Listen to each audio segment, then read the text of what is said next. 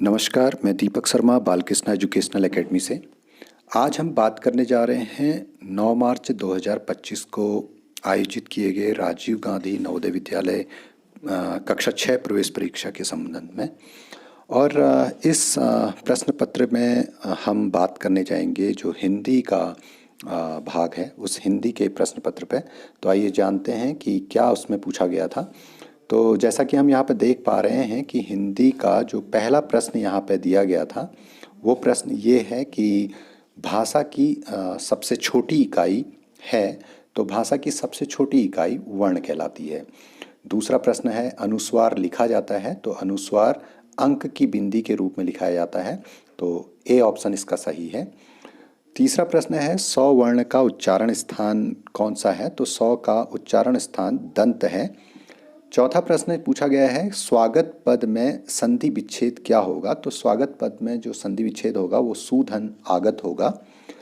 पांचवा प्रश्न है विहक पद का सही अर्थ क्या है, तो विहक पक्षी के लिए क्या कहा जाता है, तो सी ऑप्शन इसका सही है। छठा प्रश्न है समास का अर्थ क्या है, तो समास का अर्थ है संक्षेप में। सातवां प्रश्न है आगमन पद में उपसर्ग क्या है, तो आगमन पद में उपसर्ग आ है। आठवां प्रश्न दिया था कुम्हार शब्द है, तो ये तद्भव शब्द है। यमुना का समानार्थी पद है, तो यमुना रवि तनया के लिए प्रयोग किया जाता है, तो ए ऑप्शन इसका सही है। और 10वां प्रश्न है गुरु कृपा में समास है, तो ये तत्पुरुष समास इसमें है, तो इसका बी ऑप्शन ये बिल्कुल सही है। अगले क्वेश्चन पे जब हम बात करें तो क्वेश्चन नंबर अगला हमारे पास में यहाँ पे दिया हुआ है 11वां क्वेश्चन हमारे पास में है कुल कूल शब्द युग्म का सही अर्थ क्या है, तो कुल मतलब होता है वंश और कूल मीन्स होता है किनारा या तट, तो ए ऑप्शन इसका बिल्कुल सही है। 12वां प्रश्न है मृत्यु पर विजय पा लेने वाले को क्या कहते हैं, तो इसे मृत्युंजय बोला जाता है, तो ए ऑप्शन इसका सही है। 13वां प्रश्न है विनम्रता मानव का आभूषण है, इस वाक्य में विनम्रता है, तो विनम्रता यहाँ पे भाववाचक संज्ञा को दर्शाती है। 14वां प्रश्न है वृद्ध धीरे धीरे टहलता है, इस वाक्य में धीरे धीरे पद है, तो धीरे धीरे क्रिया विशेषण है, तो सी ऑप्शन इसका बिल्कुल सही है।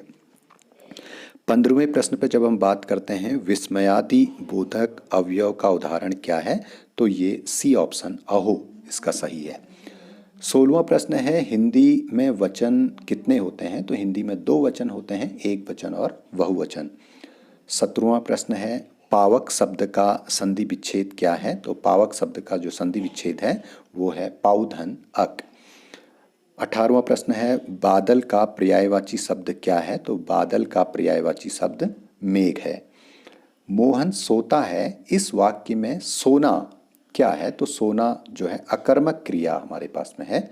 और 20वां प्रश्न है हिंदी की लिपि क्या है, तो हिंदी की लिपि देवनागरी है।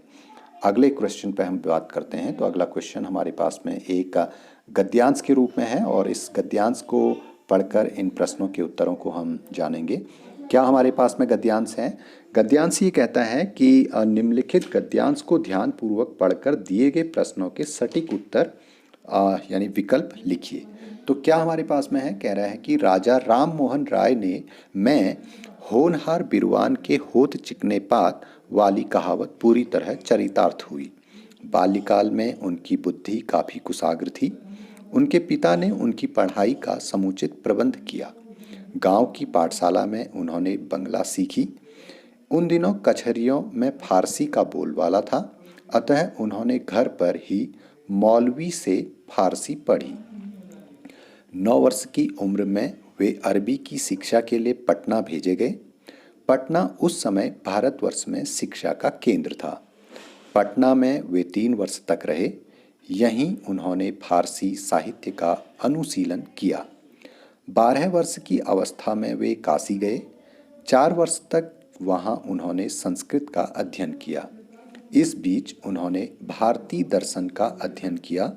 उपनिषदों के अद्वैतवाद का उन पर पूरा प्रभाव पड़ा।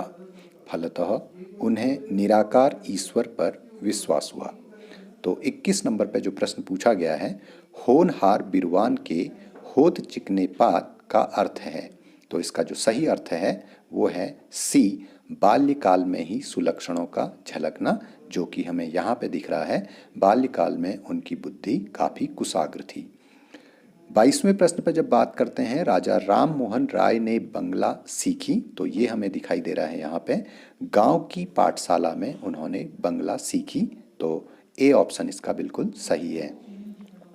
23वें प्रश्न पे जब हम बात करें, उन दिनों कचहरियों में बोलबाला था, तो यहाँ पे हमारे पास में दिख रहा है उन दिनों कचहरियों में फारसी का बोलबाला था, तो यहाँ हमारे पास में डी ऑप्शन इसका बिल्कुल सही है।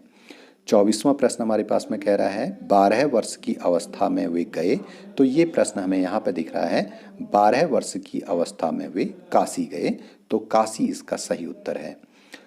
25वां प्रश्न है उन पर पूरा प्रभाव पड़ा, तो ये हमको यहाँ पे दिख रहा है उपनिषदों के अद्वैतवाद का उन पर पूरा प्रभाव पड़ा, तो यहाँ पे है अद्वैतवाद। धन्यवाद।